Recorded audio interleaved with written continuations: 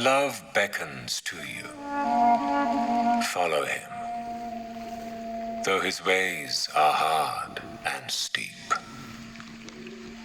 And when his wings enfold you, yield to him, though the sword hidden among his pinions may wound you. And when he speaks to you, believe in him, though his voice may shatter your dreams as the north wind lays waste the garden. For even as love crowns you, so shall he crucify you.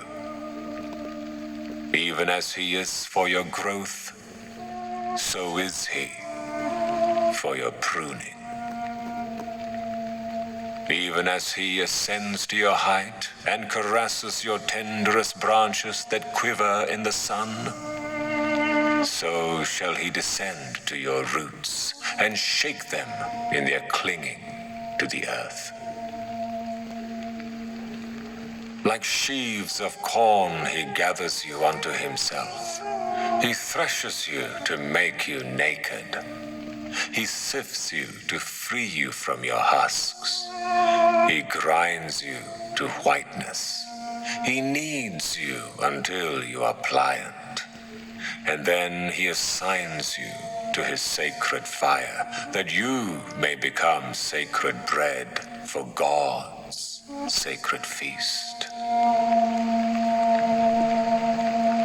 All these things shall love do unto you, that you may know the secrets of your heart, and in that knowledge become a fragment of life's heart.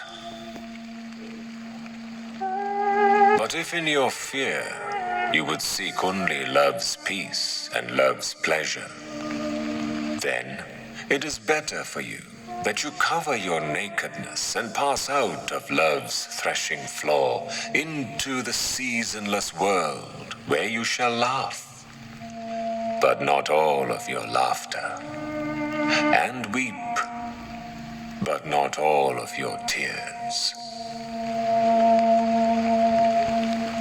Love gives not but itself, and takes not but from itself. Love possesses not, nor would it be possessed.